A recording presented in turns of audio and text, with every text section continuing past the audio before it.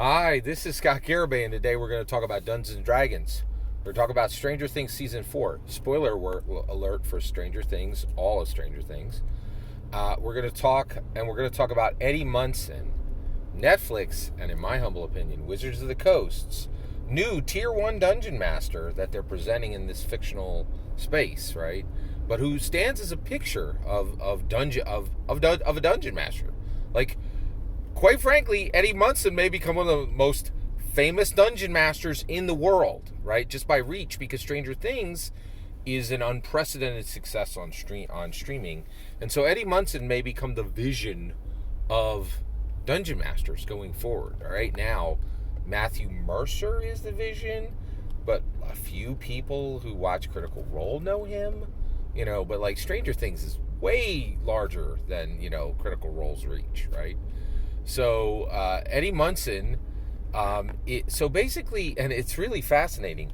I just watched Todd Kenreck and Chris Perkins on the official D&D YouTube channel talk about Vecna.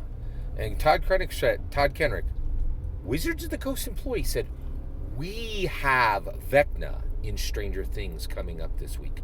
Right? There is an open line of communication between Netflix and Wizards of the Coast. We know this, right? Netflix isn't just creating things willy-nilly at this point. They're working in tandem with Wizards of the Coast. So the vision of Dungeons & Dragons is presented in Stranger Things Season 4, and frankly, I think from Stranger Things all the way through, is a sign-off from Wizards of the Coast. Let's talk about the elephant in the room. Eddie Munson, the Stranger Things Season 4 Tier 1 Dungeon Master that's being presented. The new Tier 1 Dungeon Master, who frankly is clearly better than the old Tier 1 Dungeon Master we saw. Who was the first Tier 1 Dungeon Master we saw in Stranger Things? That was Mike Wheeler, right? He was the Dungeon Master for Will, Lucas, and Dustin, the party, right? And now Eddie Munson comes and raises the stakes, right? And he is the Dungeon Master for Mike and Dustin, and for the Dungeons & Dragons Forsaker, Lucas, who walked away from the game and said, I'd rather be popular than be an elf. There you go, right? So Dustin and Mike, they are players now under the new Tier 1 Dungeon Master, Eddie Munson. Let's talk about the elephant in the room. Eddie Munson is a drug dealer. Flat out. What? Like, if Wizards of the Coast is signing off on this, why is our new Tier 1 Dungeon Master also flat out, no equivocation, no like wink wink, nudge nudge, flat out is a drug dealer? Why is this happening? Let's talk about it, okay? All right, so Eddie Munson is a gate. Eddie Munson, what's the best way to say this? Eddie Munson is a vision of a dungeon master that's being presented to us by Netflix and by Wizards of the Coast, right? He has every classic ingredient of a dungeon master that exists in IRL today. I'll tell you right now, you cannot be a dungeon master without charisma, confidence, and intelligence, okay? Intelligence, there's 750 pages of rules to read. Even back in 1986, there was like 40. Your opening bid to be a dungeon master was 375 pages of reading, right? People like that. You have to be highly literate, and frankly, you have to have an incredible high tolerance for complexity, right? It's just a fact, right?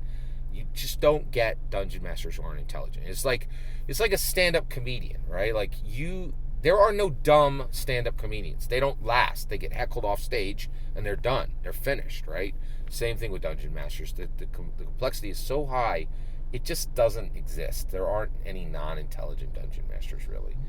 Although you'll find a lot of D&D commentary, people who say that there are dumb dungeon masters. They're just not paying attention. It's okay. Be patient with them. All right. So the other thing is you have to be charismatic and confident. And Eddie Munson is all of that. He is charismatic, confident, and intelligent. But he has two attributes that explain why he is a drug dealer. So first of all, Eddie Munson is accused of being a murderer, right, and a cultist because he plays Dungeons & Dragons, which was very real and happened to quite a few people in 1986. That was a very real thing that was happening in 1986, right? And so the reality is he's not a murderer, and he's not a cultist, but he is a drug dealer. Okay, we see him sell to Chrissy, right, 420 and Special K, right? He is definitely a drug dealer. That is not a debatable topic, right? So, which is like, you're like, why is this, right? Well, first of all, it is not because he's a dungeon master, okay? Now, the reality is, in my humble opinion, it's almost certainly that this is real. There have absolutely been IRL drug dealers who were IRL dungeon masters. This is not a crazy, outlandish storyline, right? Now, the reason for that is there have been millions of dungeon masters. So, of course, at this point, and they span a wide array of different types of people, right? So why is Eddie Munson a drug dealer, right? It's a good question. Well, we do know the answer. The answer is in the show. He is two things. He is poor and he is parentless, okay? He lives with his uncle. He has been abandoned by his father and his mother. They are not with him, right? And we don't get this, and we're not given the sense that, oh, I'm a poor orphan, right? Like, that's not what happens, right? Eddie has no parents, neither. Like, both of his parents are like, I got better things to do, bye, right? Like, and so he's being raised by his uncle, right? And he is poor. He lives in a trailer park, okay? Now, I think maybe there's some people who are rich who live in a trailer park, but we're shown his home. It's not a rich trailer park, right? And there are some exceptions. I'm not saying everybody who lives in a trailer park is poor, but there are a lot of clues, and him living in a trailer park in 1986 is a clue he was poor, right? So he is poor and parentless. That is why he is a drug dealer. I think, in my humble opinion, that is the reason why. So what does that make his dungeon mastering? Well, here you go. He doesn't intend it, but I think Eddie Munson doesn't intend for this. But I think both Netflix and and Wizards of the Coast are very aware that dungeon mastering is a catapult, and it can catapult you past your circumstances. Frankly, I'll say it right now. Dungeon mastering can easily catapult you past the life obstacles of parentlessness and being poor, right? And can make you, one, independent, right? So that being parentless is no longer an obstacle, and also not poor, like quite wealthy. Everything that you need to be a dungeon master, charisma, confidence, and intelligence, is highly valued by the world, and they will pay you for it. And you will become wealthy, and then you will no longer be poor, and the fact that you're parentless will no longer matter because you are independent, right?